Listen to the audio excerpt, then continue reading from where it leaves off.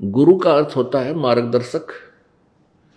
और किसी व्यक्ति ने अपने घर जाना है और किसी से वो मार्ग पूछ रहा है और उस नालायक ने उसको उसके अपने घर के विपरीत दिशा बता दी, उसके घर के विपरीत मार्ग बता दिया, उसने विश्वास किया यात्री ने उस नालायक की बातों पर और दूसरी दिशा पकड़ कर उधर को चल दिया,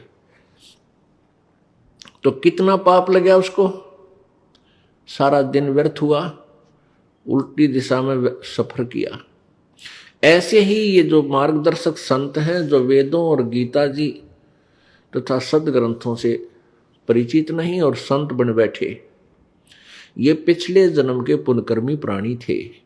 ये जो संत पद पर हैं, गुरु पद पर हैं, ये कौन थे? ये भक्ति की चाह में घर से निकले, आत्म कल्याण के लिए घर से निकले। आगे इनको नकली संत मिल गए, वो नकली गुरु मिल गए।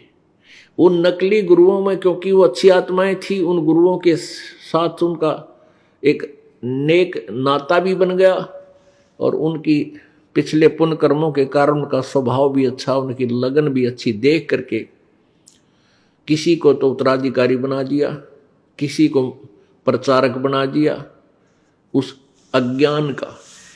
वो भोली आत्मा फिर आगे दुनिया को गुमराह करने लग गए, अपना कल्याण तब भूल गए, औरों का कल्याण में लग गए, जबकि स्वयं ज्ञान नहीं।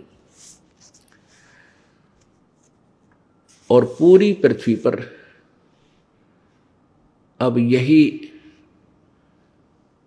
व्यवस्था बनी हुई है, किसी भी संत के पास यथार्थ ज्ञान नहीं और सभी गुरु बने हुए हैं। गुरु का अर्थ होता है मार्गदर्शक, यथार्थ ज्ञान देने वाले। तो पुण्यात्माओं, वो महादोषी हैं और आप जी का जीवन बर्बाद हो रहा है। अब वहां जो 10, 15, 20 वर्ष से लगे हुए थे उन संतों, नकली संतों के पास, उनकी पुण्य कमाई जो थी वो समाप्त हुई। अब उनकी दुर्गति शुरू होगी। उन पंथों में दुखी हुए प्राणी अब यहां आ रहे हैं, अपनी गाथा बता रहे हैं कि मेरे पास सब सुख था, अच्छा व्यवसाय था, खूब दान करते थे, वहां सेवा भी करते थे, महीने में जाते थे, हफ्ते में जाते थे, और सब कुछ लुट गया। मानसिक परेशानी होगी, घर में भी कष्ट, भूत बोलने लग गए। और तेरा गजब है।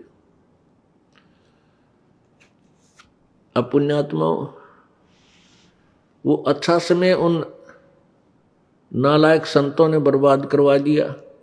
पहले तो जो उनको सुख था 10, 5, 20 वर्ष तो इसलिए रुके रहे कि हमारे घर में सुख हो रहा है, और वो हो रहा था उनके पिछले पुण्य से। जब वो पुण्य खत्म हो गए तो पाप का दौर शुरू हुआ।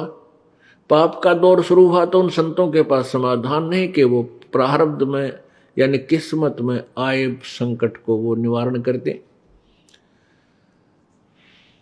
अब फिर वो उनकी थ्योरी, उनका सिद्धांत सुनकर के कर्म तो भोगना ही पड़ता है, इसलिए फिर कुछ दिन वहीं पड़े रहते हैं कि भी यूं कहते हैं कर्म का दंड तो भोगना ही पड़ता है, इसलिए कोई बात नहीं, ये भी भोगेंगे।